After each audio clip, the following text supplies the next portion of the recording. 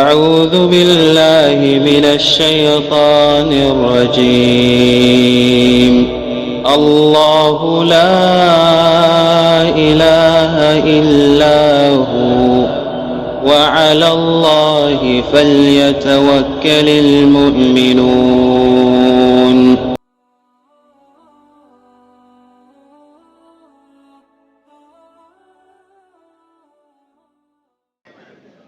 Mr. Chairman,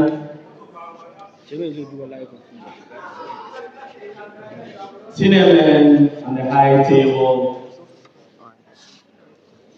wherever you go in any of the learning institutions, you realize that students in that institution do pay huge money to their lecturers directly or indirectly. Why is it so? And why is not vice versa?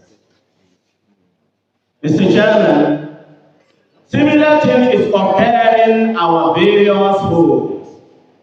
You realize that parents do drive away their loved ones, their children, to go to learning institutions. It's amazing. Why wouldn't they allow them in the house closer to them so that they can come to their assistance wherever the need existed? Why is this thing keep on going in our various schools? My loved ones in Islam, you realize that in most of the institutions, jobs are only and only meant for those who are bearing a specific document. Why is it so? Mr. Chairman, my dearest ones in Islam, we also observe that in any congregation you happen to be a member in it, almost all of them has to shut for only a few people to address the congregation. Why is it so? The answer is knowledge. The answer is knowledge. The knowledge is the topic which have been given to unravel to this August occasion this night. And knowledge is a very endless sea, and I shall try my utmost best to digest this topic in 4 basic areas. In the name of Allah, most gracious and merciful, may He send His peace and blessings to our beloved Prophet Muhammad sallallahu alaihi wasallam, his household, his companions, and all those who follow his guidance till the day of reckoning. Mr. Chairman, my seniors in the high table, ladies and gentlemen, Assalamu alaikum wa rahmatullahi ta'ala wa barakatuh.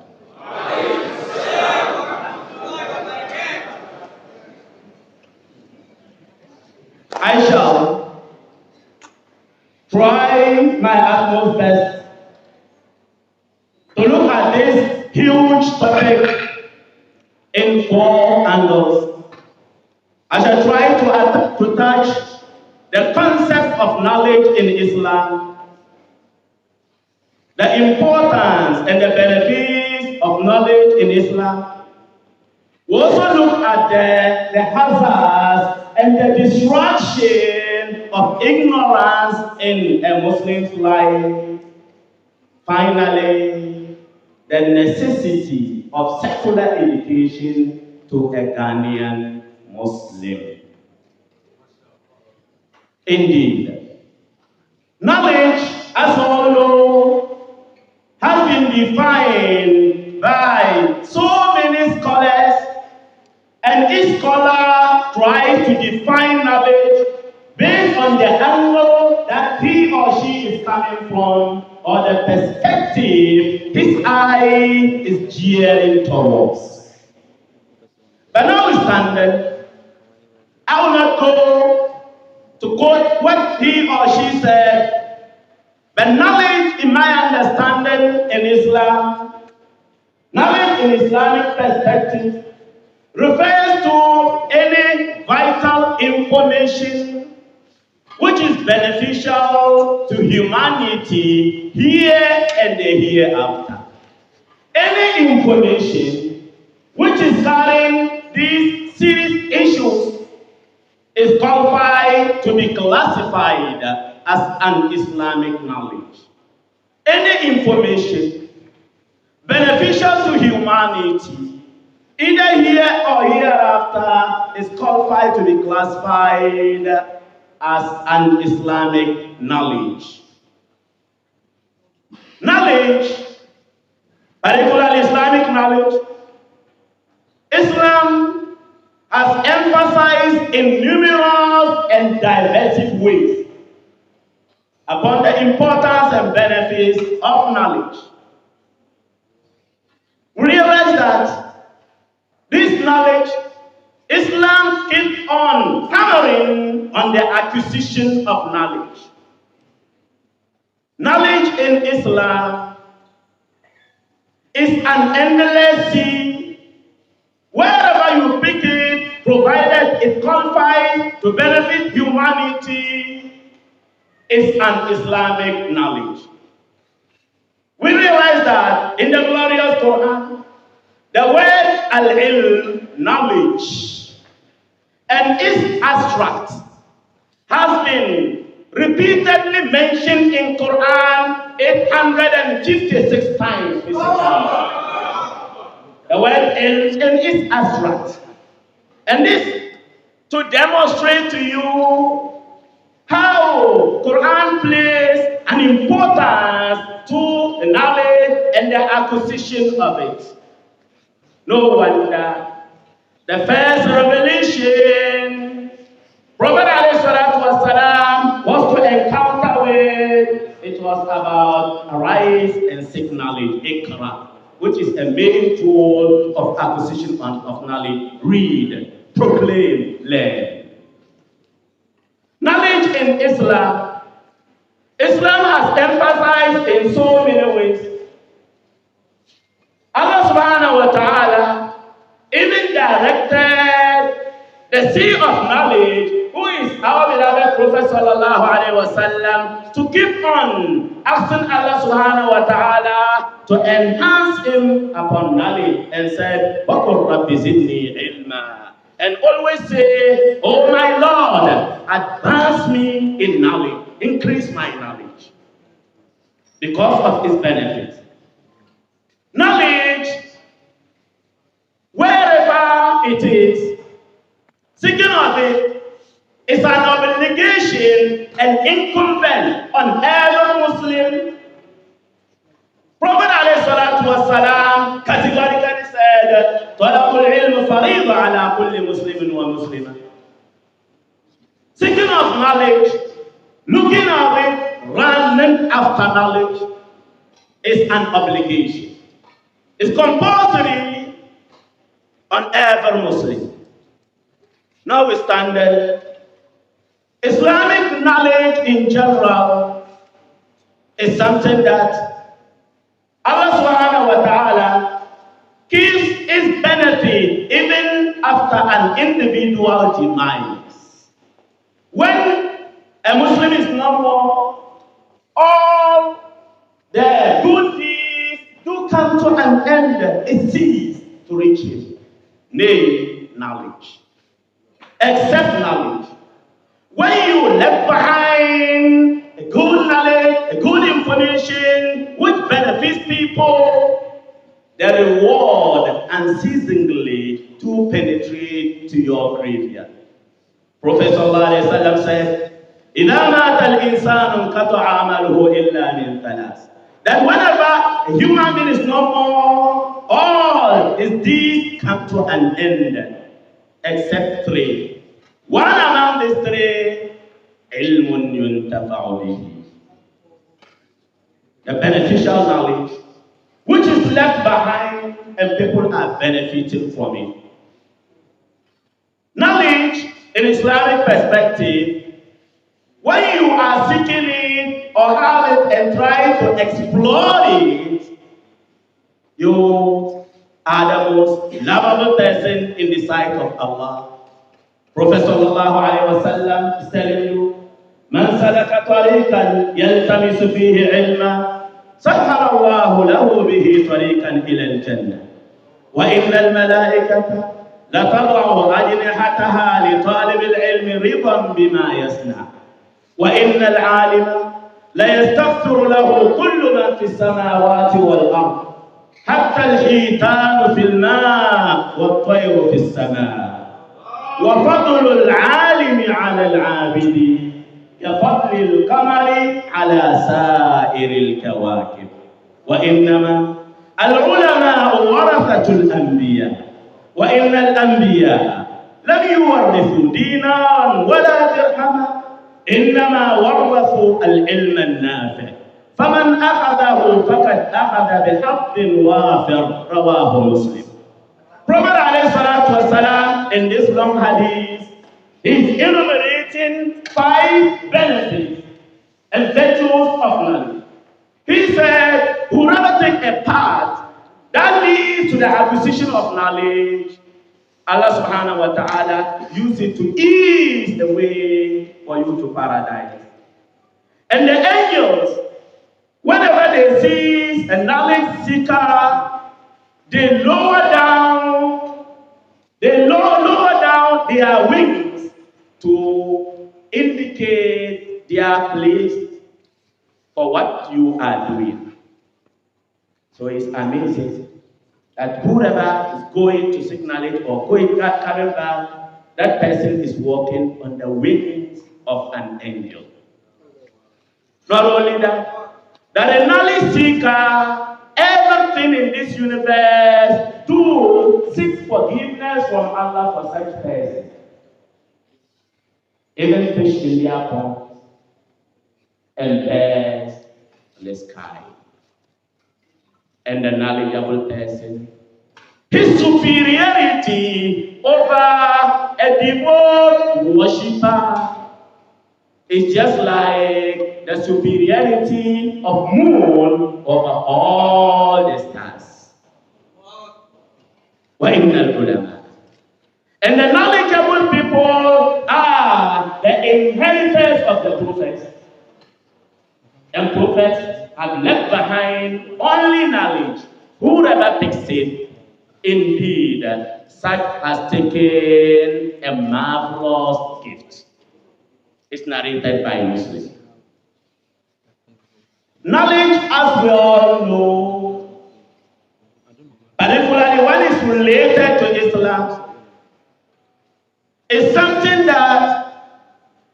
which is considered as an act of worship in Islam.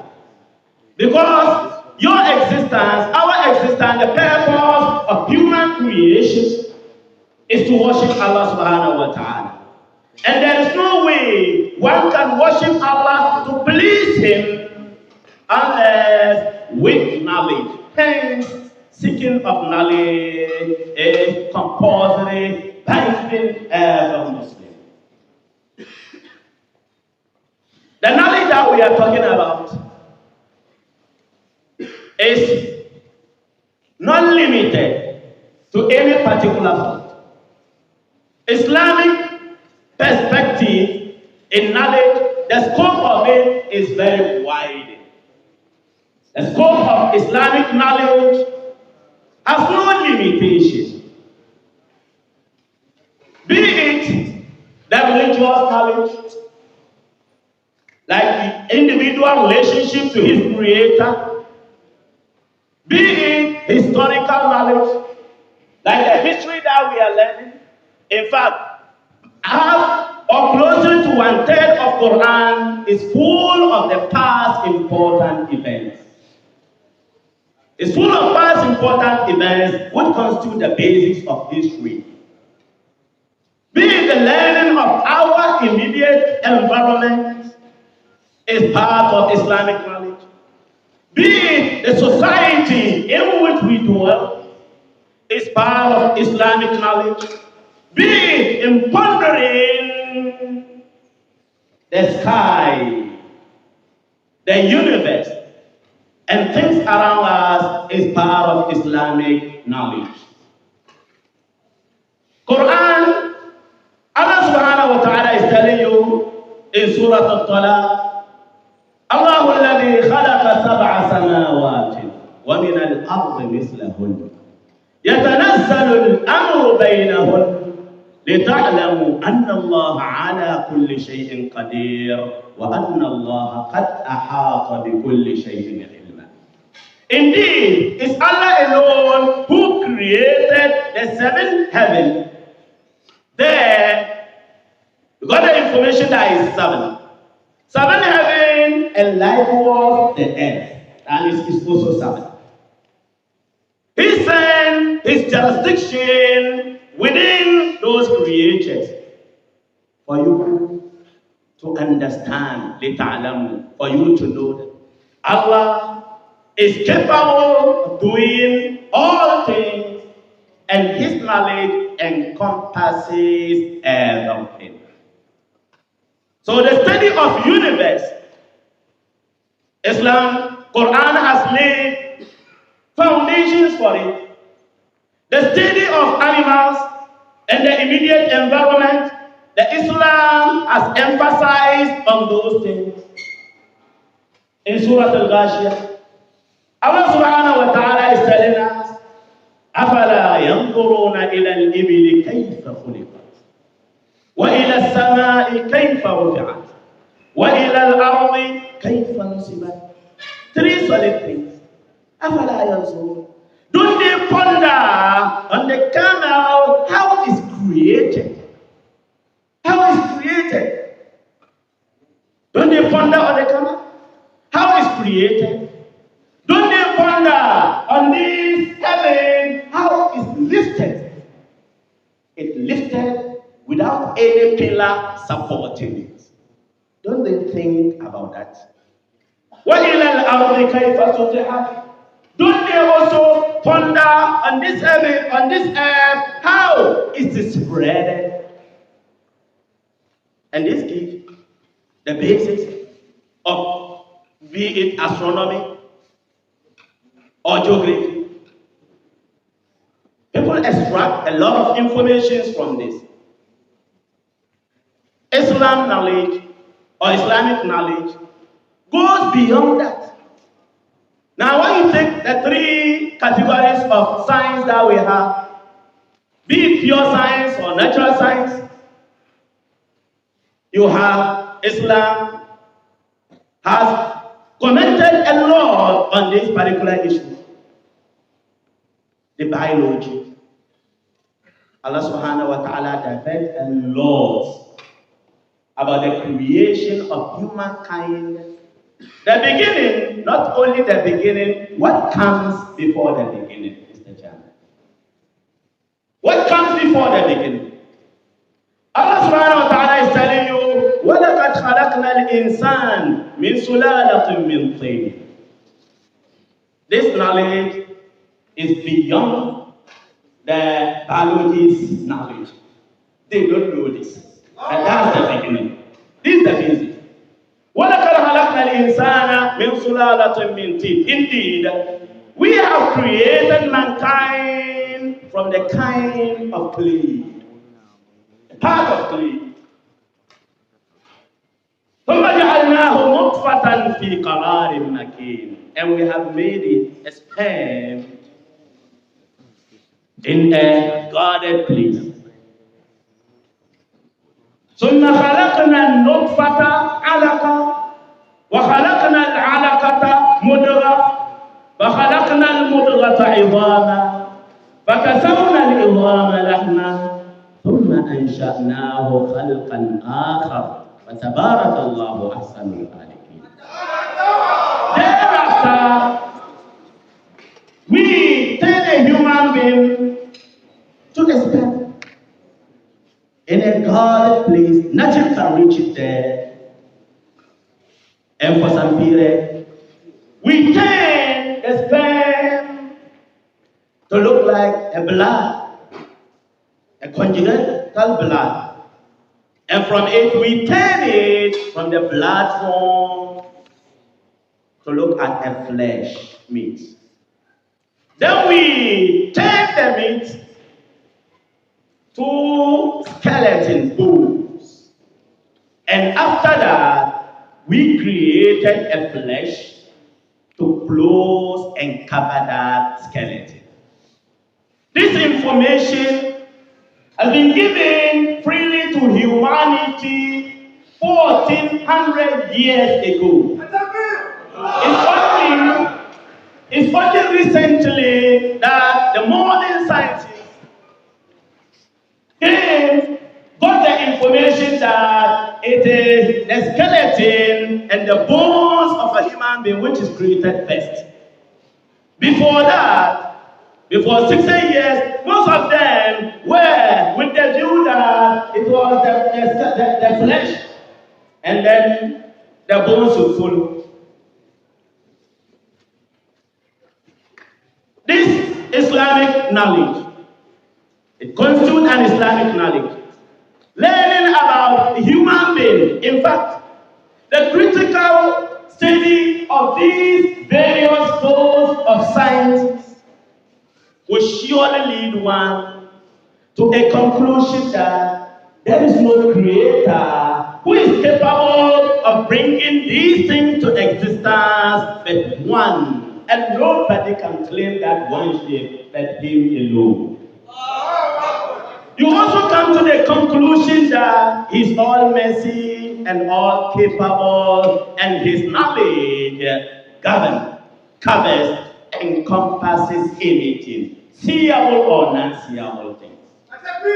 When science is carefully stated, it will surely lead that student to the reality that La ilaha illallah, nothing deserves to be worshipped but Allah subhanahu wa ta'ala alone. Now this knowledge, lack of it, failure to have knowledge in your life, what does it bring to you? I've started my lecture closer to 10. And by this time, some of us, so I'll be snappy in my delivery. Now let's look at the third issue. What are the hazards and the distraction on an individual and in his or her society when he or she is lacking knowledge in general? The distraction of ignorance. Well, we used to hear and we keep on hearing the wise people saying that knowledge is money, that knowledge is power. So a knowledgeable person is supposed to be a ruler and he controls and directs the affairs of others. Mr. Chairman, human beings, we are not the only creatures of Allah existing in this universe. No. There are millions of other creatures. Some of them are seeable and some of them are not. They exist with us in this universe. But a human being has the capacity and the control over most of other creatures in this universe because of what? Because of our strength? No. When you compare yourself to that of the hippopotamus in that village, really you realize that you are nothing. I'm nothing. So human beings, we have been able to control and supersede the other creatures living with us in this universe because of one thing: our ability to know, our ability to create knowledge, and our ability to use it that makes human beings superior over the other creatures in this universe. The hazards of ignorance. Allah subhanahu wa ta'ala warned Prophet alayhi salatu wasalam by saying, فَلَا تَكُنْ مِنَ الْجَاهِلِينَ. Don't behave like an ignorant person. And it is directly telling you that ignorance is something that it is not an insult, but I think, Mr. Chairman, is tantamount to an insult. Nobody laughs. To be described as an ignorant person, even those who don't know, they don't want to be called ignorant people, do they? They don't want to be described as ignorant people. Maybe that word exists in all the dictionaries. May I know why?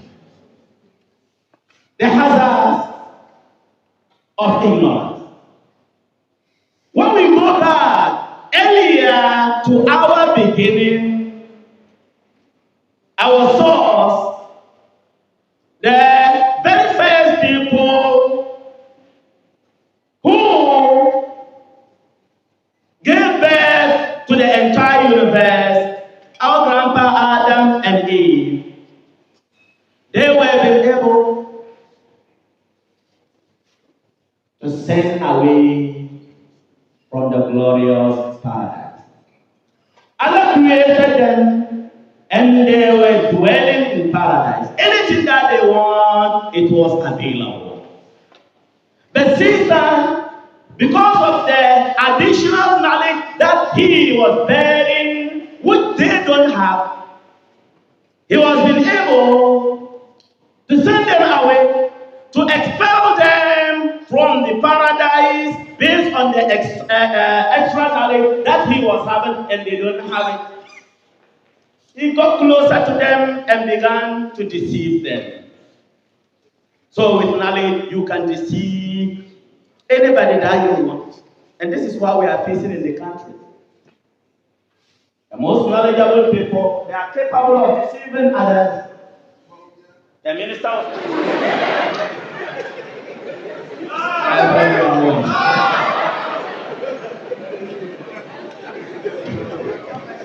Mr. Chairman, is it true?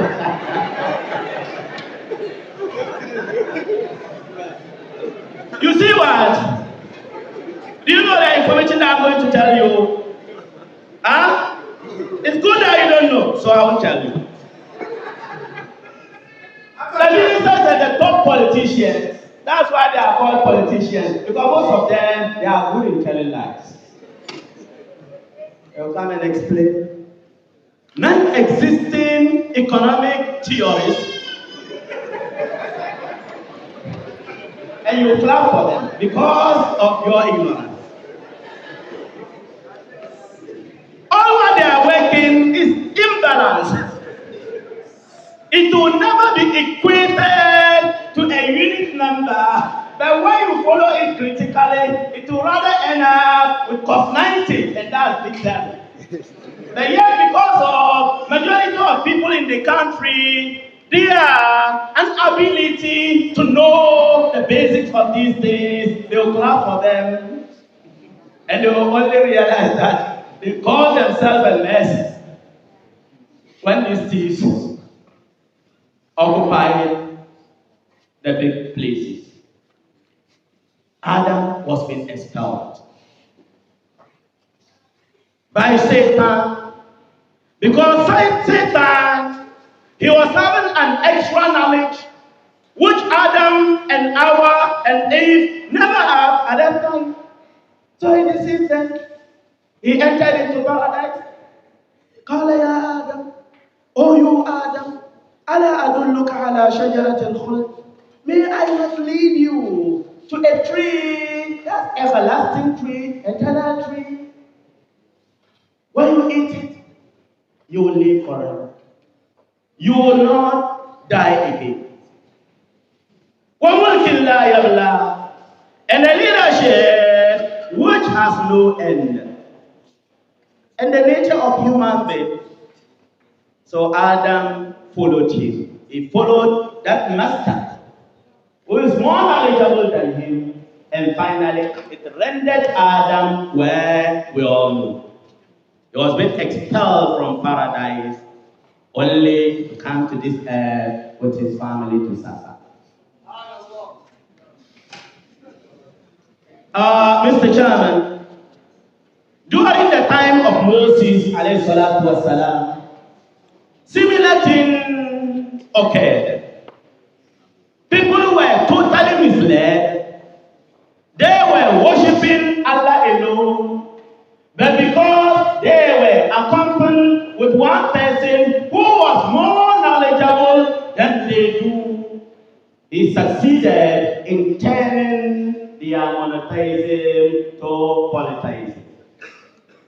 Moses was moving with Aaron and his followers. He got to a place and gave them an excuse. I want to go closer to that mountain to meet my Lord. To talk to Allah subhanahu wa ta'ala based on Allah's command. He said he should come. Moses left behind Aaron and the people, the followers. There was one man among them called As-Samiri. And this name, Quran captured it. Called As-Samiri. This guy to them was more knowledgeable. They respect him a lot because of the knowledge that he was having. So, after the disappearance of Moses, alayhi salatu wasalam,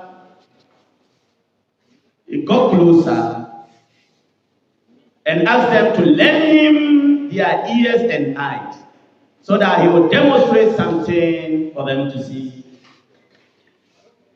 He made an activity on his own way and finally produced a cow from the fire. A small cow from the fire. He produced it. And they were looking at it, thinking that it was a cow. The more amazing thing was that this cow was also mooing. The voice that it brings out sounds like a cow. It was mooing. Samiri commanded the people and told them that Hada ilahukum wa ilahu Musa fanasi. Look, this cow is your Lord. Is your creator. And the creator of Moses and the Lord of Moses fanasi. But Moses has forgotten that this Lord is here. He went far away thinking that he's searching for the Lord. Thinking that he's searching for. فَعَبَدُوا الْعِجْلَ, and they began to worship the cow. They began to worship the cow. He succeeded in misleading the people and leading them astray because of the extra knowledge that he was possessing and those people were not having. So the lack of knowledge, when it is lacking anywhere, that person or such person can be easily misled. Prophet alayhi salatu wasalam, he sent a group of companions for a mission. On their way back, one of them slept. And he had a dream. And he was injured during the fighting. He had a serious injury. And when he woke up, he realized that he had to bath before he can pray. So he approached one of them, who was indeed an ignorant person.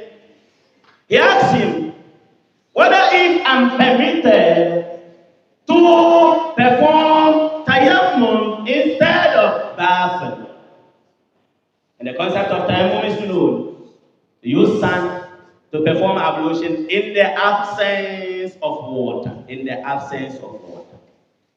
or in the availability of water, but it is non-usable, or in the availability of water, but it is not yours, or in the availability of water, but you can't touch it because it's too hot, or in the availability of water, but you can't get closer to it because it's too cold, or in the availability of water, but where it is not reachable, you can't get closer there. Allah said, "Falam tajidu ma'a," and you couldn't get water, fatayammamu sa'idan tayyiba. Use a clear and neat sand to perform tayammum. Now this man asks, "Am I even allowed to perform tayammum because this is my situation? If I make an attempt to bath and the water penetrates to this injury, it may cause a lot. It may lead me to my death." He asked him, and he never knew and failed to direct the question to a knowledgeable people, as Allah subhanahu wa ta'ala commands us. فَاسْأَلُوا أَهْلَ الذِّكْرِ إِن كُنتُمْ لَا تَعْلَمُونَ. Always go. Ask the knowledgeable people if you don't have the knowledge. Now this man, what he did, he said, no, you can't. The water is there. You must bath. He must bath. So the man used the water, he showered, and the water penetrated to the injury, and the injury escalated, which led to the man meeting his ancestors. He died. The companions, the group got back to Medina, and the episode was narrated to the Prophet sallallahu alaihi wasallam. He told him this what happened.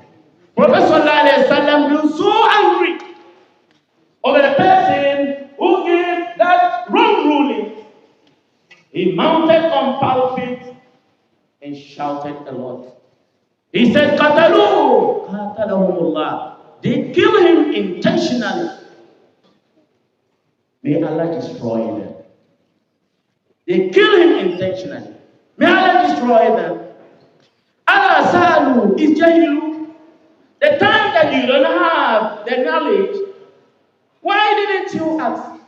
إنما كان شفاء العي السؤال.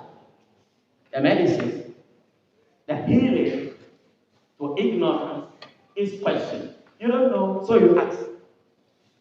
So this is telling us that ignorance can lead to any form of distraction. And this is what is happening. You see, youth among Muslims learn one verse or two and two hadiths, and they began to say this person must be killed, this person is not a Muslim, and things like that. And when you ask some of them to read Fatiha properly, it will be an issue of an issue.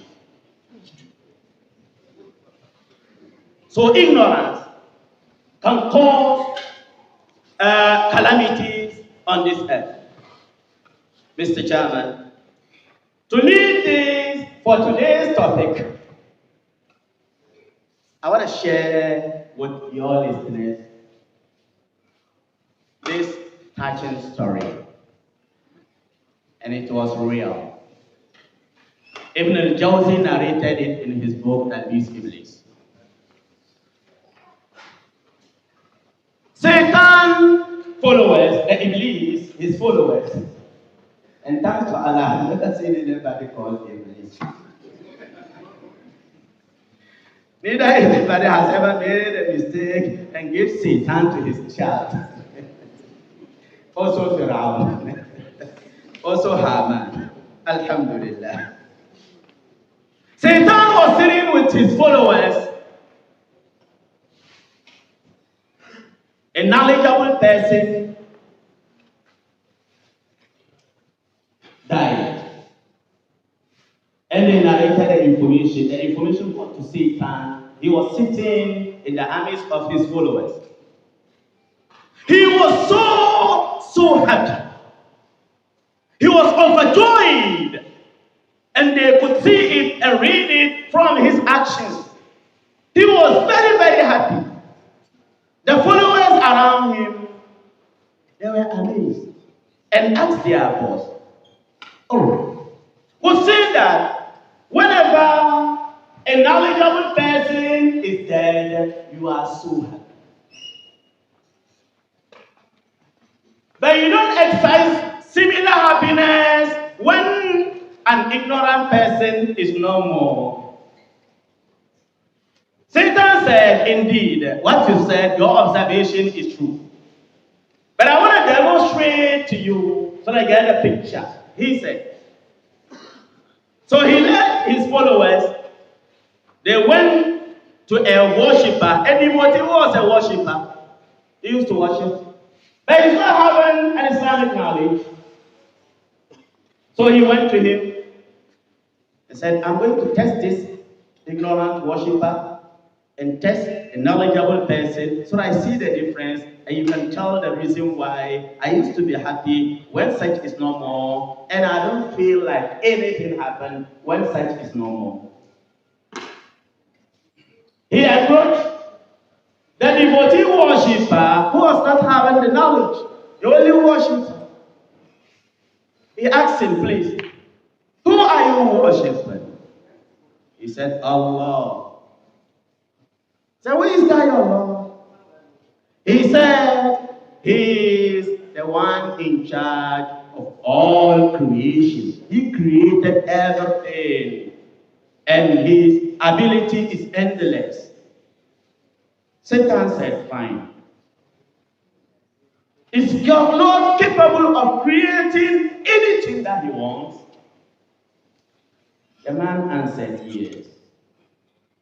Satan asked him, "Can your Lord manage this earth to enter inside an egg, e.g.? Can your Lord manage this world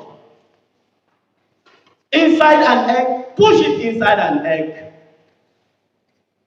The man stopped for a while. "I know it's impossible, guy. Anyway, he told Satan, "I know it's impossible.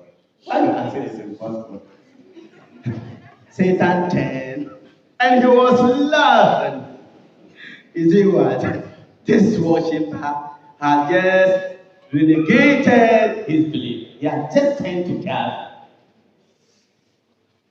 because he doubted the powers of his Lord. The Lord that he's worshiping, he doubted his powers.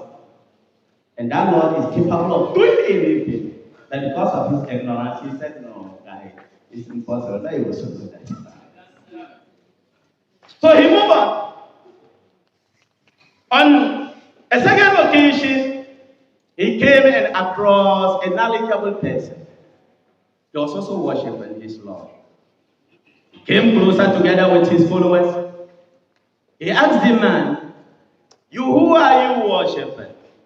He said, "I'm worshiping the creator of the heaven and earth." You know, this thing is very common in the tongues of all Muslims. The creator of the heaven and earth. If that is so, why do you go to Jujuman? Why do you go to soothsaying, amulet, talisman, and things like that? Why? Why do you worship pictures? Why? Why do you call anything apart from Allah, telling that thing give you? Why do you go to somebody's graveyard and be crying, "Please save me"? If he could save himself, would he have been in where he is? So we are saying it comes freely on our tongue, but nevertheless, it is not been put into practice. He got to that knowledgeable man. He asked him, "Who are you worshiping?" He said, "I'm worshiping the creator of the heaven and earth." "Why are you worshiping him?" He He said he created me and created the entire universe. He asked him the third question. That is your Lord capable of doing anything that he wants? He said, of course, he's capable. He said, how? He said, he does things on his own way. Satan threw similar question to that knowledgeable man. He asked him, can your Lord, the one that you are worshiping, is he capable of putting the entire universe? Remember that when he was addressing that ignorant person, he limited it to the earth. This time around, he wanted to make it more difficult to that knowledgeable person. He said, is your Lord capable of putting the heaven and earth, the entire universe, into an egg? Because you said he's capable of doing it. Is he capable, is your Lord? The knowledgeable man said yes. He's capable of it. He is capable to do that. Satan said, let's demonstrate. Explain to me how could that be possible. He said he's capable of doing anything that he wants. If he wants, he enlarges the egg to become bigger than the universe, so that it encompasses the entire universe, if he wants. And if he wants, he shrines the entire universe to become smaller than that of egg, so that an egg can contain it. Satan turned shameless with his people, and according to the narration, that he was crying. You see, the reason why whenever a knowledgeable person is gone, I feel very happy. And whenever an ignorant person is gone, as if nothing happened. And this episode explains the hadith of Prophet ﷺ, in which he said, لا عالم واحد أشد على الشيطان من ألف جاهل. Indeed, a single knowledgeable person is very strong. It challenges Shaitan. It makes Shaitan's work very difficult than that of 1,000 ignorant people. It doesn't take much time to mislead millions of ignorance. It doesn't take any time. Because they don't know, and who don't know, the name is they don't know. And not knowing, that's the name given to it.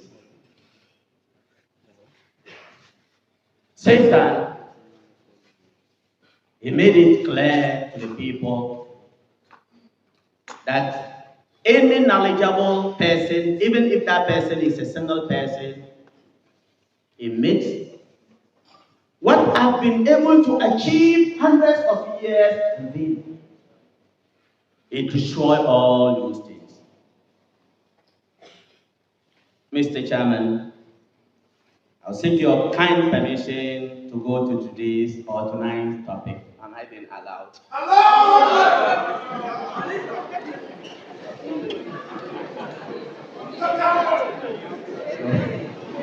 I also plead with Mr. Chairman. He's my good friend. I love him for the sake of Allah. And I like his child Mubashir. Kindly give me extra 2 hours. Just 2, not 3. You know, men take 3 and female take 4. I limited myself to none of it, so just 2. A Ghanaian Muslim and a secular education. Secular education of all fields that we know, be it various kinds of sciences, historical aspects, environmental issues, social issues, linguistics, whatever, if it is beneficial to humanity, then it is qualified to be classified under an Islamic knowledge. Secular education directs the affairs of the world today. Secular education directs the affairs of the world today. So failure to have your share in it, the equation is what? Failure to have your share in secular education, what is the ultimate result? That means you have led yourself to miss enormous opportunities in this life. Because this secular education, it is a yardstick now. It is something that directs the affairs of people, particularly in this country. So failure to have it, that means you cause yourself to lose a number of opportunities. This secular education, irrespective of the fault of it, when you look at it critically, it is termed as the standard evaluation, particularly in this country.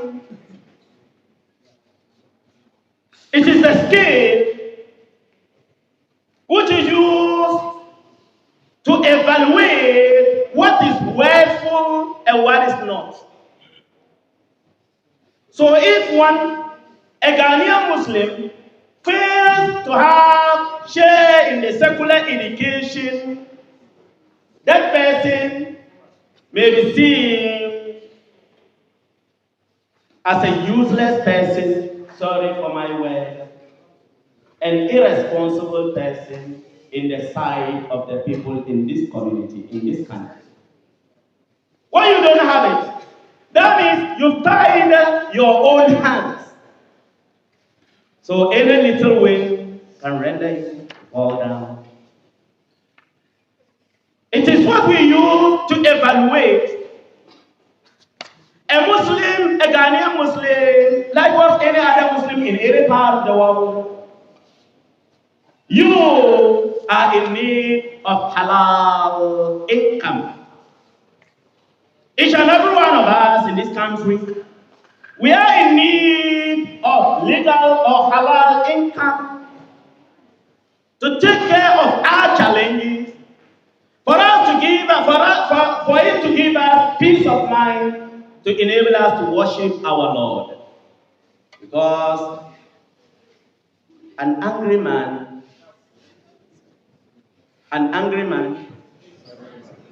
not that. Dr. Andani, when you are angry, can you be able to worship your Lord? You can. Even when you make an attempt. That's what I love it. Come for 100 cities. Come. Who said it? I'm for that. Come. Come.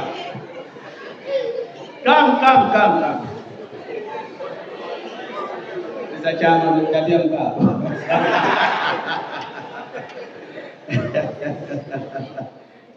Prophet sallallahu alayhi wa sallam said, إذا حضر العشاء والعشاء فابدأوا بالعشاء.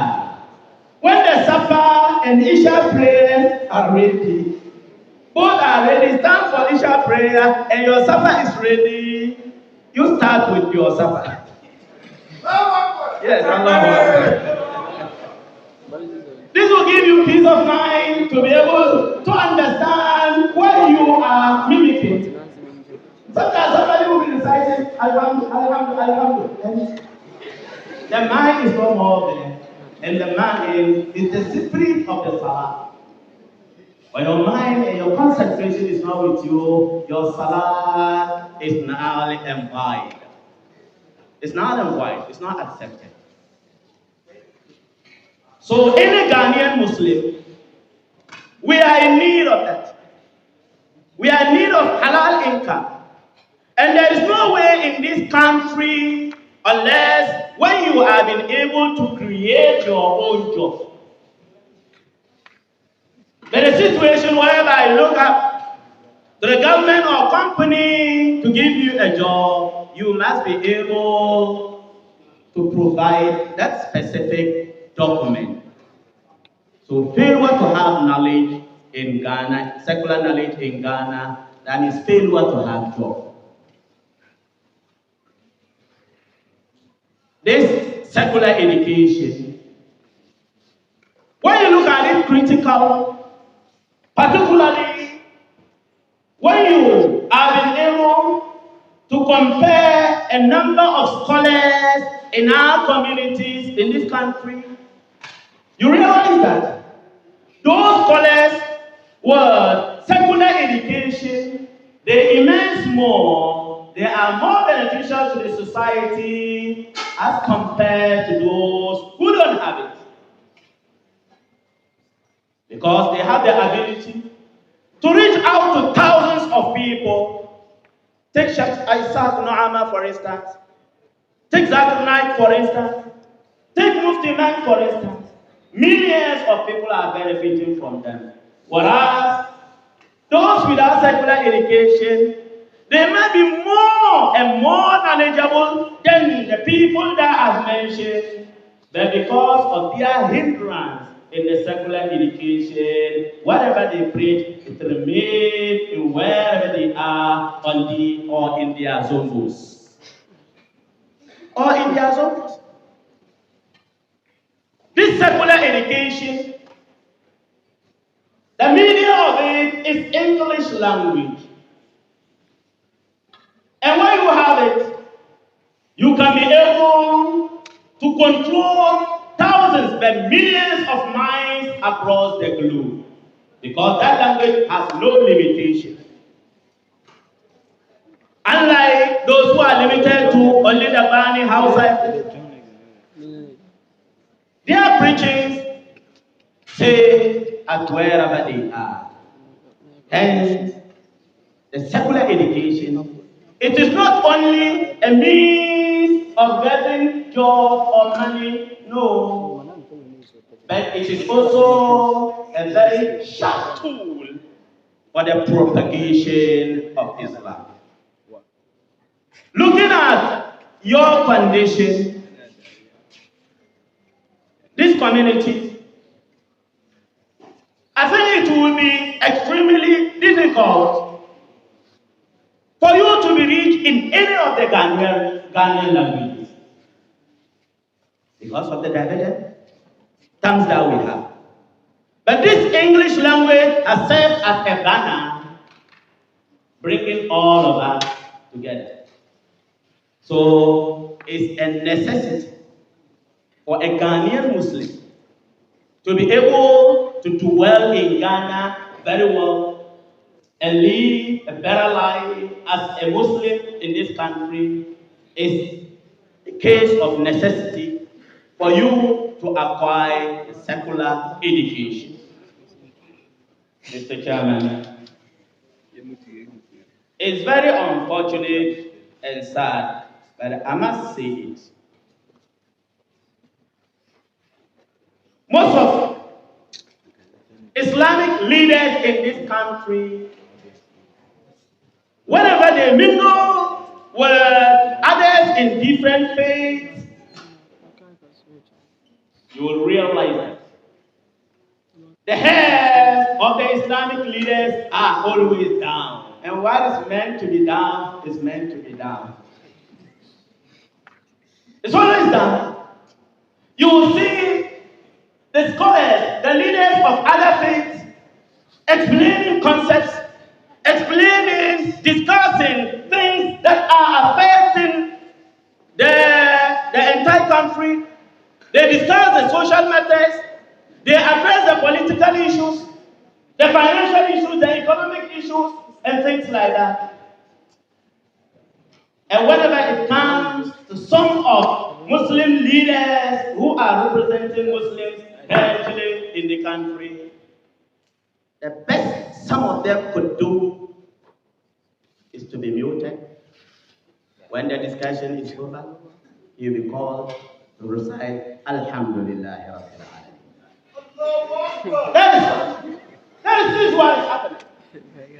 They may have better than what their colleagues have brought out, but how do you make it packageable? How do you make it consumable to the listeners? To the listeners. The best some of them could do, finally they will come and recite Fatiha. You're surprised to see that most of the listeners, they don't understand what is going on. They only hear something, Amen. And this scenario is very unfortunate. We must change it. Let me hear that word. We must change it. And Islam is never meant to be second to any religion. No. It's never meant to be back. But it's only the attitude of some of them.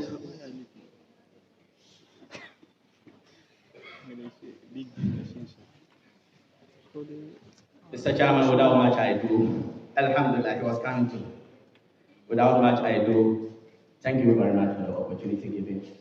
And I thank my dearest ones in Islam for this opportunity. I can't proceed. It's touching. Jazakumullah khairan. Assalamu alaikum wa rahmatullahi ta'ala wa barakatuh.